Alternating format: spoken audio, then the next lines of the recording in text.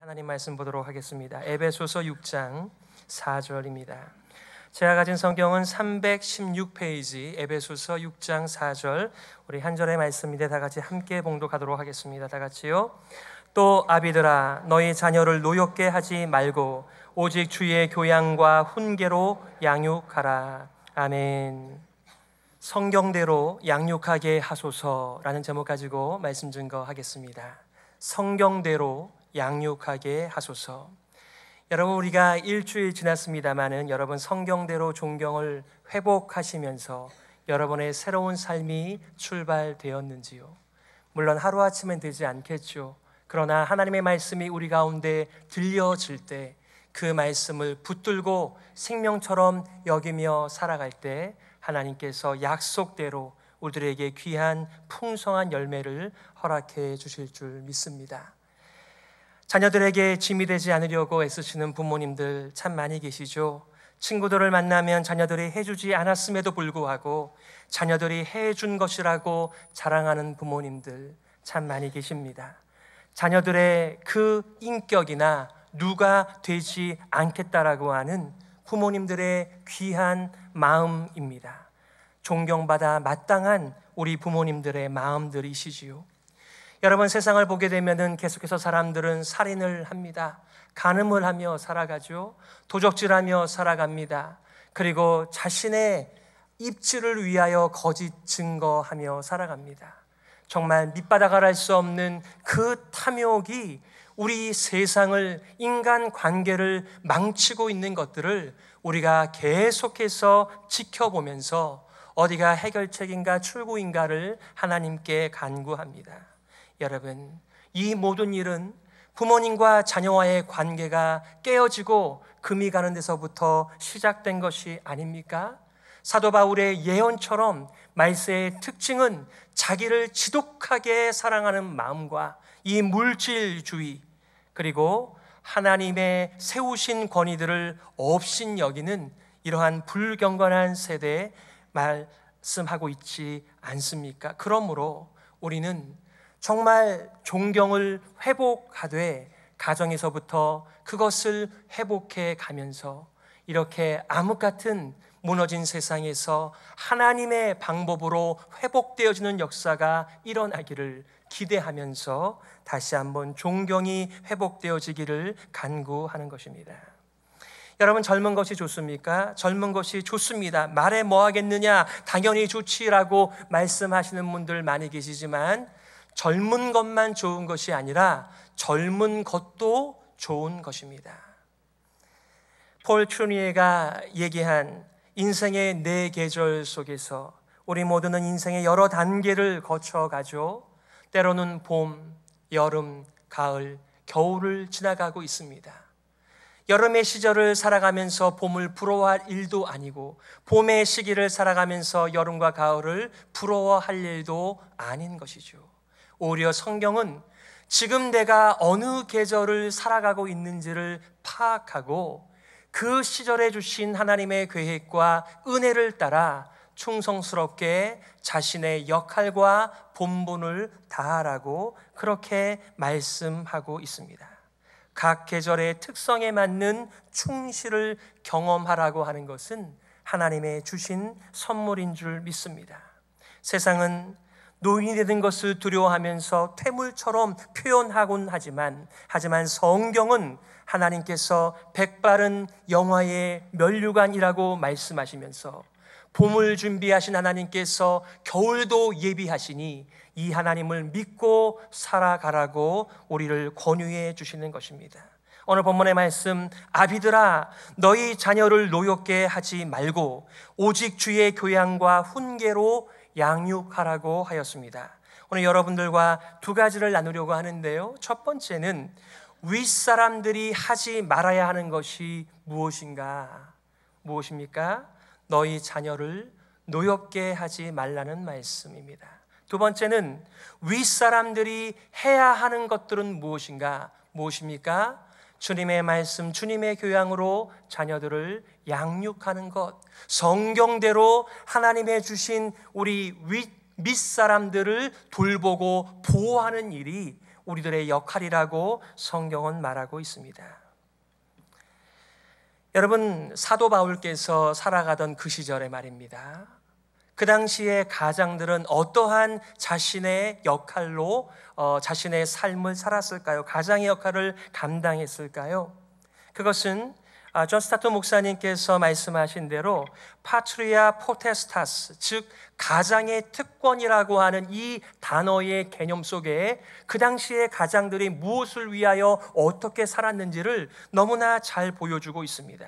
로마 가정에서는 제일 위에 이 아버지가 있는데 가정의 모든 식구들에게 자신의 입맛을 따라 자신의 절대적인 권위를 행사하는 이런 독재적인 특성이 너무나 자연스럽게 팽배해 있었습니다. 마치 하인을 다루듯이, 물건을 다루듯이 그렇게 자기의 자녀도 마음대로 처분할 권리가 이 로마의 가장에게는 있었던 것이지요. 아내가 아이를 낳으면 아버지 앞에 아이를 가져갑니다. 아버지가 그 아이를 살펴봅니다. 고개를 까닥까닥하면 그 아이는 그 가정의 자녀가 되는 것입니다. 하지만 비록 자신의 아내가 아이를 낳았지만 고개를 옆으로 절레절레 흔들게 되면 그 아이는 더 이상 그 가정의 자녀가 될 수 없습니다. 마치 로마 황제들이 전투사들, 이 검투사들의 생명을 손가락 하나로 결정하듯 이 로마의 가장들은 자신의 자녀들의 운명을 자신의 주어진 그 권위를 가지고 마음껏 사용하였던 것입니다. 신생아를 살해하는 것, 어린이를 유기하는 것, 체벌하는 것, 매매하는 것, 심지어는 사형까지 가장의 절대적 권세를 가지고 행세했던 것이 그 시대의 정신이었다고요. 그런데 말이지요, 태어날 때부터 로마의 시민이었던 사도 바울은 로마의 가장됨을 거절하고 하나님 나라 시민으로서 가장으로서의 하나님을 본받으라고 말하며 오늘 이렇게 말하고 있는 것입니다. 아비들아, 너희 자녀를 노엽게 하지 말고 오직 주의 교양과 훈계로 양육하라고 말입니다. 첫 번째, 윗사람들이 하지 말아야 하는 것이 무엇입니까? 너희 자녀를 노엽게 하지 말라는 것입니다. 여러분, 칼이 날카로우면 날카로울수록 칼집이 좋아야만 하는 것입니다.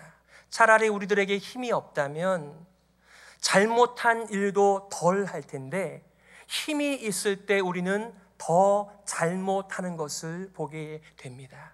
힘이 있을 때, 많은 것을 가지고 있을 때, 높은 자리에 있을 때 그것을 더 조심스럽게 하나님께서 왜 이것들을 나에게 맡기셨을까 고민하면서 잘 사용하여야 되겠으나 우리는 마치 그 힘을 내 마음대로 사용해도 좋은 것처럼 그렇게 가정에서도 그 권세를 사용할 때 가정은 깨어지게끔 되어져 있죠.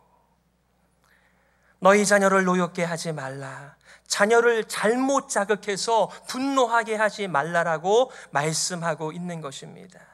때로는 우리의 멋대로 자신의 마음에 들기 때문에 무조건 잘해줍니다. 그 아이들이 잘했던 못했든지 말이죠. 또 내 마음의 감정에 따라서 무조건 멀리하면서 그 아이는 그 아이의 인생을 살아가니 내가 참견할 일 아니라고 말하면서 극단적인 방임과 편애의 사이를 오가는 훈련받지 못한 부모들이 교회 바깥에만 계신가요?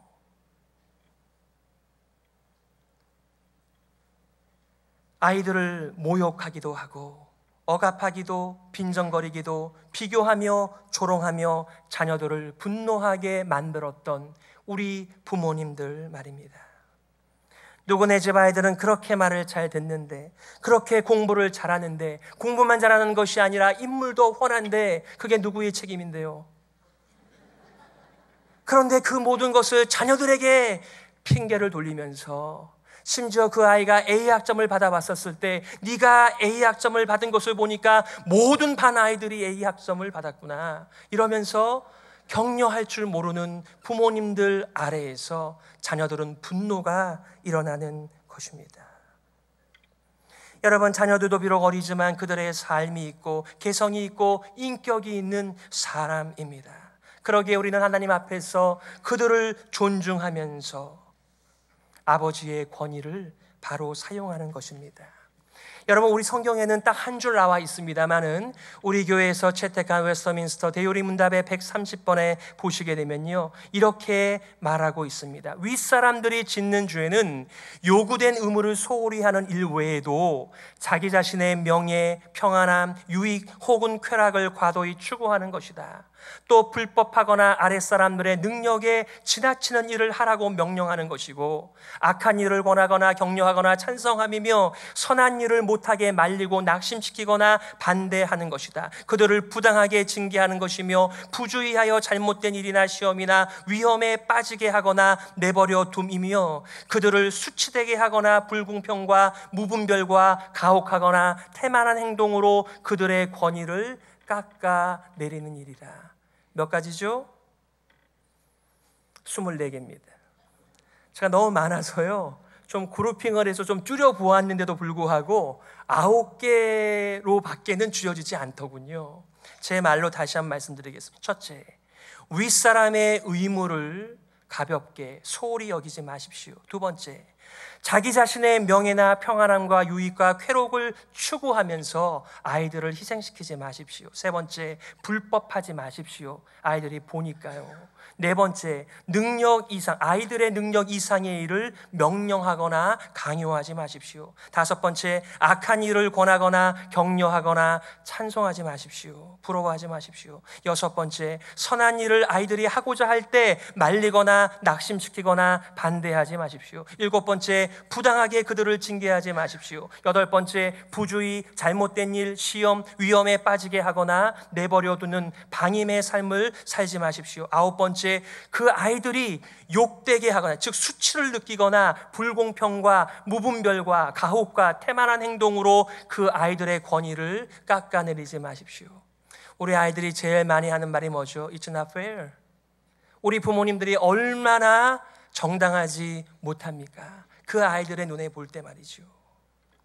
이것들이 자녀들을 노엽게 하지 말라라고 하는 말에 들어가 있는 의미입니다. 어떤 분들은 나는 아버지가 아니라 어머니예요 이렇게 하신 분도 계시는데요, 여기서 말하는 아비드라 라고 하는 것은 제유법이에요. 이 한 단어 속에 많은 의미가 들어가 있는 것입니다. 그 아비드라가만 들어가 있는 것이 아니고요, 어미들아, 부모들아, 또 위의 권세자들아, 이 내용들이 함께 들어가 있는데, 얼마나 힘이 있다고, 높다고, 많이 인생을 살았다고 그렇게 어린 사람들을 우리가 노엽게 하는 삶을 살았는지요.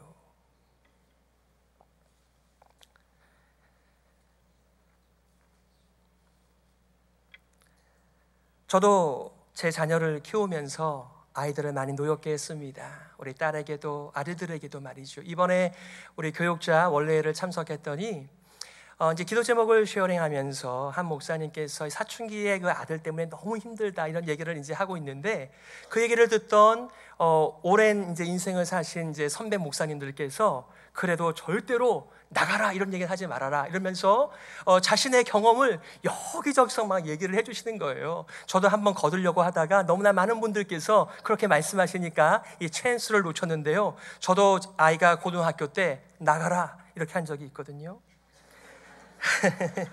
제가 우리 둘째가 캠퍼스로 갈 때 참회의 편지를 2페이지를 적어서 그 아이에게 이렇게 맡겨주었습니다.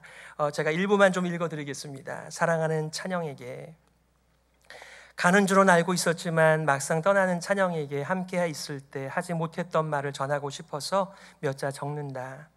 우연히 오션시티에서 찍은 어렸을 때의 찬영의 모습을 보면서 이런 시절도 있었구나라고 생각했어. 그런데 지금은 아빠보다 키도 크고 목소리도 굵은 어른 찬영이가 되어 캠퍼스로 떠나는구나.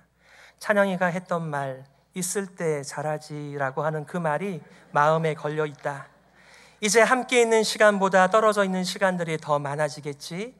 아빠의 마음을 다 나누지는 못해도 찬영이와 대화를 할 정도로 성장한 모습을 보면서 너를 의지하는 마음이 생기는구나. 먼저 찬영에게 꼭 하고 싶었던 말이 있다. 메릴랜드 살던 시절에 라이언 가족과 함께 노스캐롤라이나의 비치에 여행 갔었을 때 어느 중국집에서 너의 손을 때렸던 일이 있었지. 즐거운 여행을 아빠가 망친 것이야. 아빠로서는 그때 일이 너무 창피하고 찬영에게 미안했다. 지금까지 너에게 용서를 구하지 못한 것이 계속 힘들었다. 찬영에게 상처를 주었던 부족한 아빠를 용서해라. 그리고 사랑한다. 사실 그레이폴스에 살 때 너보고 나가라고 한 것 지금도 마음이 아프다. 아빠의 진심은 아니었지만 그때 너무 화가 나서 그렇게 유치하게 표현한 것인데, 가끔 그 길을 운전하면 집에서 나와서 걸어갔을 너의 모습이 상상이 되곤 한다. 찬영에게 카드를 통하여 용서를 구했지만 한 번도 대화한 적이 없어서 늘 마음으로 힘들었다. 아빠에게 마음을 닫지 않고 열어주어서 감사한다. 부디 일일이 구하지 않은 것도 아빠를 이해하고 용서해 주기를 바란다. 더 많은 것을 제가 썼습니다. 그러나 그 모든 내용들이 어떻게 상처난 분노하는 아이의 마음을 위로할 수가 있겠습니까? 기억난 것만 해도 이것인데, 기억나지 않는 그 많은 무례한 그런 저의 태도와 말과 행동들이 얼마나 자녀들을 분노케 하였을까요? 두 번째, 윗사람들이 해야 하는 것이 무엇입니까? 오늘 말씀대로 주의 교양과 훈계로 양육하는 것입니다. 얼마나 많은 부모님들이 자신의 경험과 전통과 교육과 분위기와 체면과 욕심을 따라서 자녀를 양육합니까? 오늘 본문에 나와 있는 discipline and instruction이라고 하는 말, 이것을 이렇게 말하는 게 맞죠? 훈계와 교훈에 의하여 자녀를 양육하는 삶. 그래서 히브리서 12장에서는요, 이 징계가 없으면 우리가 하나님 앞에서 버리운 자다라고 말하면서 12장에서는 이 훈계라고 하는 말을 징계라는 말로 바꾸어서 사용하였습니다. 칼빈은 그들을 다정하게 품어주라, 상냥하게 다루어라 라고 주석을 달아놓았습니다. 존 스타트 목사님께서 두 가지로 말씀하시더군요. 첫 번째는 그리스도인 부모들은 책임을 방심하지 말고 자신의 책임을 지켜야 한다는 것입니다. 우리는 자녀들을 교회에 맡깁니다. 자녀들을 학교에 맡깁니다. 그렇지만 절대적으로 전적으로 학교와 교회에 맡겨서는 안 된다는 거예요. 왜요? 자녀에 대한 올바른 양육은 부모만큼 더 잘할 수 있는 분이 안 계시며 그 책임의 소재가 부모에게 있기 때문에 그런 것입니다. 그것이 바로 하나님께서 주신, 부모에게 주신 하나님의 과업이죠. 그뿐만인가요? 부모님들께서는 바쁜 생활 저희가 다 압니다만 자녀들과 함께 질적인 시간들을 보내면서 하나님께서 맡겨주신 그 일을 위하여 수고해야만 하는 것입니다. 여러분, 로이 존스 목사님께서 이렇게 말씀하시더군요. 부모님들께서 동물과 꽃을 기르는 데 신경 쓰는 것만큼만 자녀를 기르는 데 신경을 쓴다면 상황은 매우 달라질 것이다. 얼마나 많은 부모가 자신의 취미 생활을 하는 그 관심만큼도 자녀들을 책임감 있게 하나님의 말씀과 교양과 훈계를 가지고 가르치며 보여주겠다라고 하는 것을 내버려두는지 모릅니다. 그래서요, 대요리문답 129번에 이렇게 말하죠. 아랫사람들에 대하여 윗사람들에게 요구되는 것이 무엇인가? 그것은 하나님에게서 받은 권세대로 그들이 일륜 관계에 따라 아랫사람들을 사랑하고 위하여 기도하고 축복하며 그들을 가르치고 권고하고 훈계하며 잘하는 자들을 격려하고 칭찬하고 포상하며 잘못하는 자들을 바로잡아 책망하고 징벌하는 일이다. 또 영육간에 필요한 모든 것을 그들을 위하여 공급하고 예비하며 정중하고 지혜롭고 거룩하고 모범적인 행위로 하나님께 영광 돌리고 자신들에게 영예가 있게 하여 하나님께서 그들에게 주신 권위를 보존하는 것이다. 몇 가지죠? 18가지입니다. 제가 이것도 좀 줄여보려고 애를 썼는데요, 7개로 줄여지더라고요. 그룹핑을 하니까요. 첫 번째, 자녀들을 사랑하고 기도하고 축복하라. 두 번째, 그들을 가르치고 권고하고 훈계하라. 세 번째, 잘하는 자녀를 격려하고 칭찬하고 선물로 포상하라. 네 번째, 잘못하는 자녀를 바로잡아 책망하고 징벌하라. 다섯 번째, 영육간에 필요한 모든 것을 공급하고 그들에게 줄 수 있도록 예비하라. 여섯 번째, 그들에 대하여 정중하고 지혜롭고 거룩한 모범으로 하나님께 영광 돌리라. 그래서요, 아이들은 부모의 말이 아닌 부모의 등을 보고 배운다라고 하는 말이 여기서 나온 것입니다. 거룩한 모범으로 하나님께 영광 돌리는 삶이 그 자녀를 잘 양육하는 삶이라고 말씀하죠. 일곱 번째, 영예로운 자가 되어 하나님이 주신 권위를 보존하라고 하였습니다. 여러분, 영예로운 자가 누가 되라고요? 부모가, 목사가, 정치가가, 위의 사람들은 이렇게 하나님께서 씌워주신 영예의 삶으로 존중을 받음으로 그들이 가르칠 때 자녀들이 잘 배울 수 있고 그들의 그늘 속에서 잘 양육받을 수 있도록 여러분들이요, 영예로운 삶을 사십시오 라고 부모들에게 요구하고 있는 것입니다. 남편과 아내와의 관계에 있어서, 부모와 자녀와의 관계에 있어서, 상정과 종의 관계에 있어서 계속해서 말씀을 주고 있는데요, 이게 다 동일한 메시지가 아닙니까?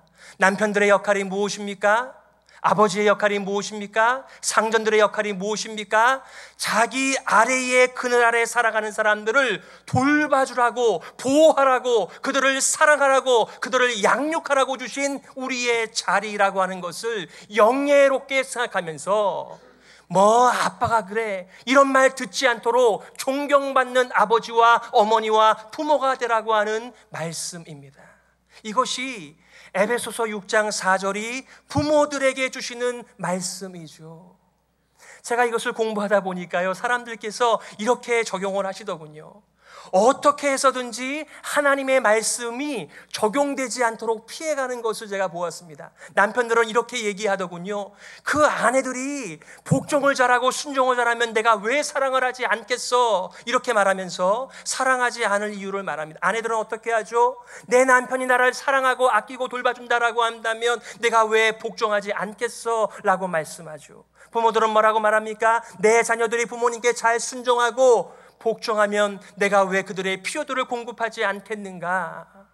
자녀들은 뭐라고 말합니까? 아버지가 아버지 같으면 내가 왜 순종하며 존경하지 않겠는가? 다 지금 뭐 하는 거예요? 하나님의 말씀 앞에서 내가 어떤 시기를 살아가고 있는가를 질문하며 그 하나님의 말씀께 순종하는 삶을 살아가는 것이 마땅하나, 우리는 내가 하나님의 말씀께 순수하게 순종하지 못하는 이유들만 늘어놓으면서 결국은 하나님께서 이 땅을 치료하시는 일에 쓰임받지 못하는 인생을 살아가는 것이 아니겠습니까? 여러분들과 두 가지의 적용을 나누고 싶습니다. 오늘 있는 말씀 그대로예요. 위에 권세에 있는 분들은 누구를 가리키는 것입니까? 물론 액면 그대로는 아버지, 어머니, 부모님을 가리키지만 교회 안에 목사님들, 장로님들, 여러분의 사회적 지위가 있는 모든 분들을 가리켜서 이렇게 아비들아 라고 말씀하신 것입니다. 여러분의 그늘 아래에서 무엇인가를 돌봄받기를 원하는 그런 자들이 있다라고 한다면 우리는 그 역할을 감당하면서 이렇게 먼저 결심해야만 되겠습니다. 하나님, 제 아래 권위에 있는 자들을 노엽게 하지 않겠습니다. 나의 불합리한 요구와 기준과 엄격함을 가지고 그들을 노엽게 하지 않겠습니다. 그리고 내가 그렇게 한 일들을 성령께서 알려주실 때 제가 기꺼이 용서를 구하겠습니다. 한 번은요, 전도 집회를 하면서 제가 강사분을 모셨습니다. 이광진 목사님이라는 분인데, 이분은 제가 사역했던 맥클린에서 얼마 떨어지지 않은 중앙장로교 이원성 목사님의 교회에서 EM 패스터로 사역을 하시다가 중국으로 선교사님으로 가셨죠. 그러다가 이제 캘리포니아에 돌아오셔서 파러스 하우스 처치라고 하는 이 다민족 교회를 섬기셨습니다. 그런데 아버지께서 갑자기 돌아가시면서 아버지의 유언대로 지금은 휴스턴에 있는 남부 개혁 장로 신학교를 이렇게 총장으로 섬기고 계십니다. 근데 그분이 한번 집회에 오셔서요, 이제 집회를 다 마치고 저랑 제 방에서 이제 사적으로 얘기를 하다가 제 마음에 이 목사님을 향한 쓴뿌리가 있다라고 하는 것을 알면서 그분이 그 얘기를 좀 들려주세요라고 하시더군요. 제가 고등학교 시절에 목사님으로 받은 큰 상처 때문에 제가 목사님들에 대해서 이 존경을 잃어버렸던 그 오랜 시간들이 있었습니다. 예의를 지키면서 만나지만 이 목사님들을 향한 이 마음의 분노가 아마 그분에게 잠시 비춰졌던 것 같습니다.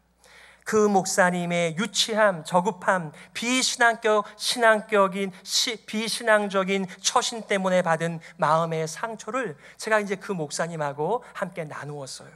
근데 그 얘기를 다 듣던 이 목사님께서 저한테 이러는 거예요. 목사님, 제가 그 목사님은 아니지만, 그분을 대신할 수는 없지만 저도 목사가 아니겠습니까? 그러니 그 목사님에 대한 서운함, 분노, 아쉬움, 그것을 제게 말씀해 주십시오. 그 잘못에 대한 용서를 제가 받겠습니다. 그리고 제 앞에 무릎을 꿇으시는 거예요.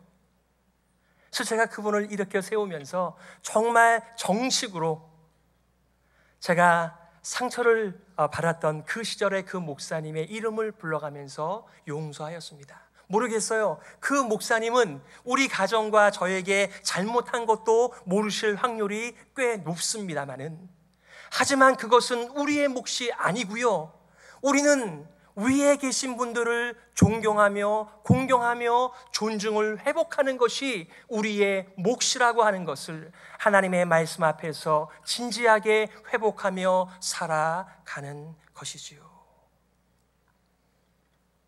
사랑하는 성도 여러분, 제가 신방을 하면서 들으니까 우리 해보론 교회 오래되신 분들 가운데 저에게 일부러 거리를 두시는 분들이 제법 되시더군요.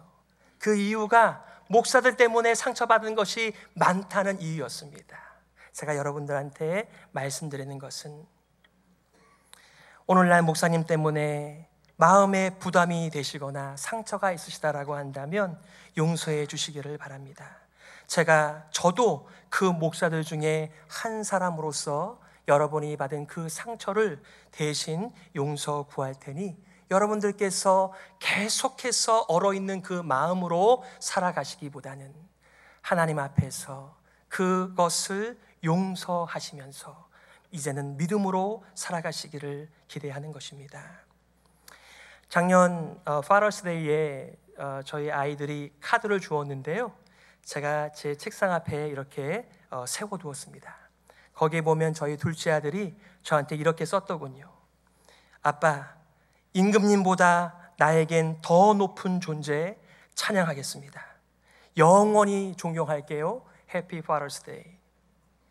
제가 이 말을 믿을까요, 안 믿을까요? 믿습니다. 그러나 제가 그 카드를 볼 때마다 무슨 생각이 들까요? 나도 이 아들에게 존경받는 아버지가 되어야지. 이렇게 내 스스로 내 자신을 봐도 부족하고 연약한 아버지인데 나를 영원토록 존경하겠다니, 내가 정말 하나님의 주신 이 귀한 직분을 잘 감당해야 되겠다, 이런 마음이 들지 않을까요? 저와 여러분에게 주신 하나님의 은혜가 그런 것입니다. 두 번째 적용은, 하나님 정말 그렇습니다. 그동안 나의 경험과 전통과 교육과 분위기와 체면과 욕심을 위하여 아이들을 가르쳤다라고 한다면 이제는 하나님의 말씀과 교양과 훈계, 성경대로 자녀를 양육하겠습니다. 이것이 우리들에게 주신, 하나님께서 씌워주신 영예의 면류관입니다. 여러분의 삶의 계절을 우습게 여기지 마시고요, 하나님께서 그 계절에 주시는 하나님의 특별한 은혜, 모든 사람들의 존경과 공경과 존중을 받는 이 아름다운 삶을 위하여 여러분의 마지막 피치를 내시기를 바라는 것입니다. 왜냐하면 이것이 우리를 향하신, 가정을 향하신, 교회를 향하신, 이 세상을 향하신 하나님의 선명한 뜻이기 때문에 그런 것입니다. 저와 여러분의 삶 가운데 이 중요한 시절들을 하나님의 성령께서 가르쳐 주실 때마다 하나님 앞에서 아멘 하면서 순종하면서 이 세상에 존중을 회복하는 일에 쓰임받는 우리 교회가 되시기를 주님의 이름으로 축복합니다. 우리 말씀을 기억하면서 이렇게 기도했으면 좋겠습니다. 하나님 아버지, 나의 자녀들, 교회에 주신 나의 믿음의 자녀들, 나의 후배들 노엽게 하지 않겠습니다. 그리고 하나님의 말씀대로 양육하겠습니다. 제가 본을 보일 수 있다면 제가 그렇게 성령의 다루어 주심으로 새롭게 되어 이 중요한 사명을 감당하게 하여 주옵소서. 우리 함께 말씀을 기억하시면서 우리 동성으로 기도하겠습니다.